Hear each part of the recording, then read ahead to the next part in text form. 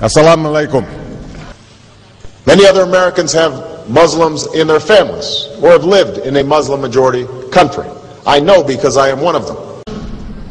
But my father came from a Kenyan family that includes generations of Muslims. As a boy, I spent several years in Indonesia and heard the call of the azan at the break of dawn. I have known Islam on 3 continents before coming to the region where it was first revealed. That experience guides my conviction. You're absolutely right that John McCain has not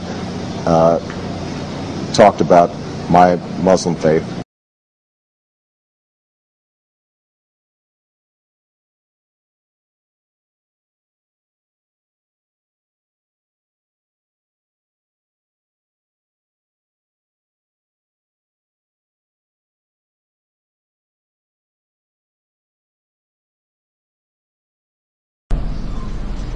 As the Holy Quran tells us, the Holy Quran teaches that, the Holy Quran tells us, and the Holy Quran also says,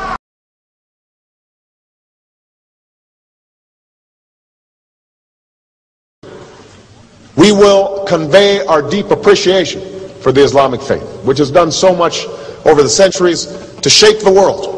I would like to speak directly to the people and leaders of the Islamic Republic of Iran. Your great and celebrated culture.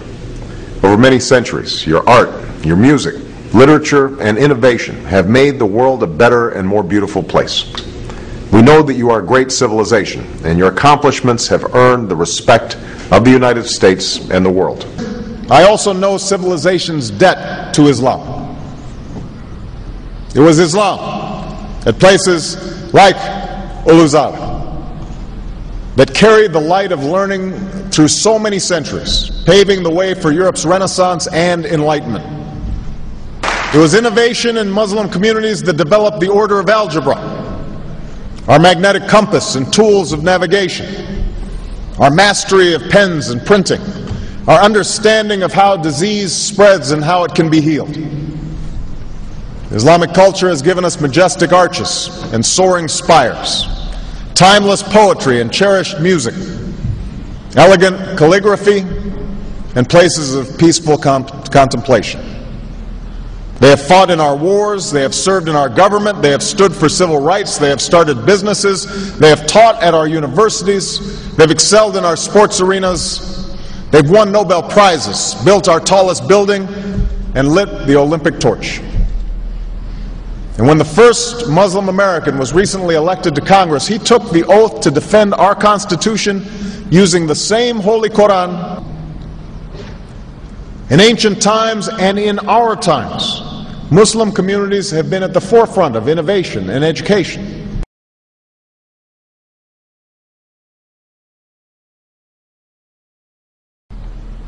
Islam is not part of the problem in combating violent extremism. It is an important part of promoting peace.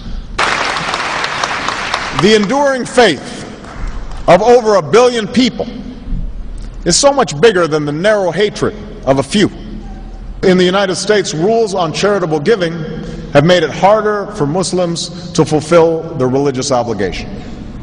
That's why I'm committed to working with American Muslims to ensure that they can fulfill zakat. It is important for Western countries to avoid impeding Muslim citizens from practicing religion as they see fit.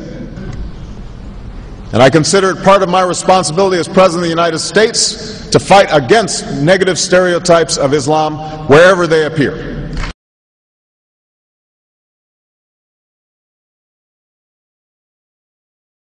We are no longer a Christian nation.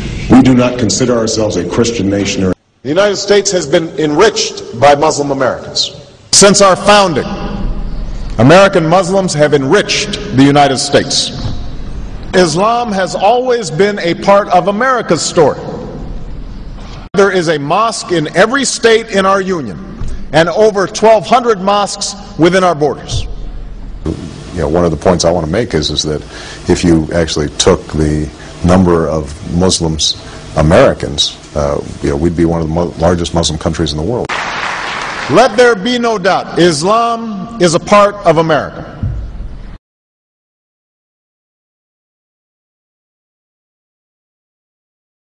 he did bow to the Muslim king, while he did not do it to the British Queen of England. And by bowing, he showed the world that I am subservient. I do bow down to you as a Muslim king, something no other president has done with Saudi Arabia. The Saudi king is his peer. He is not his subordinate in order to bow for him, and this is exactly what Obama did. Usually it is out of respect that someone would nod his head when bowing to royalty, and the ladies will give curtsy. But Obama went beyond what is required as a head of state and bowed to the Saudi king, and that's unacceptable. It sent the wrong symbol. When you say it sends the wrong signal, what signal do you think it sends?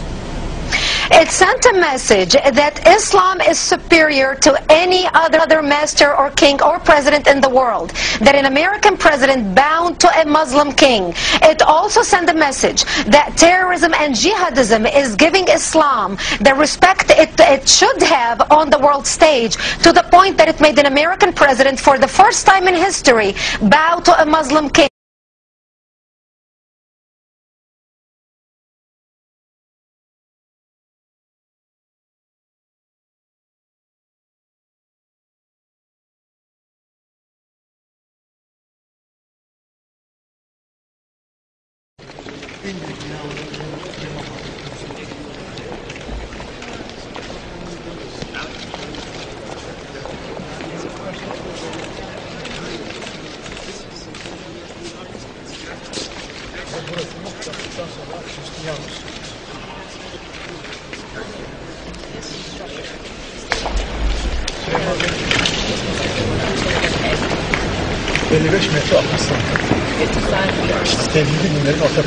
And this is a common thought shared by all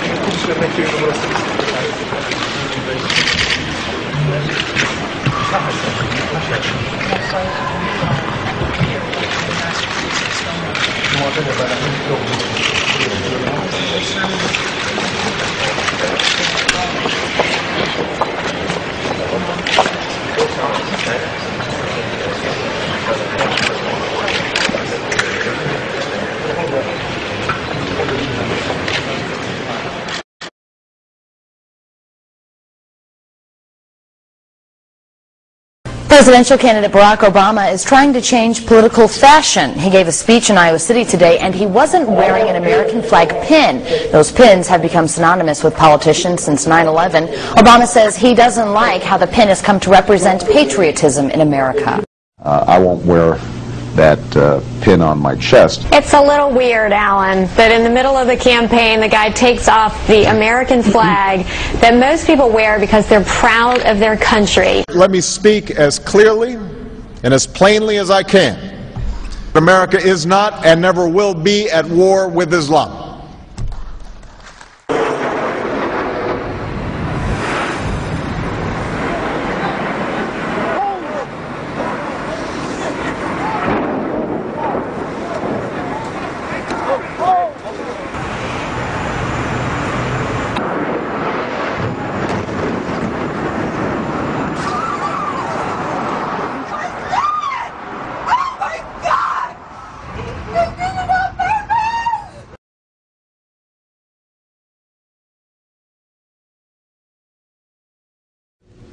Thank you. And Eid Shoma Mubarak.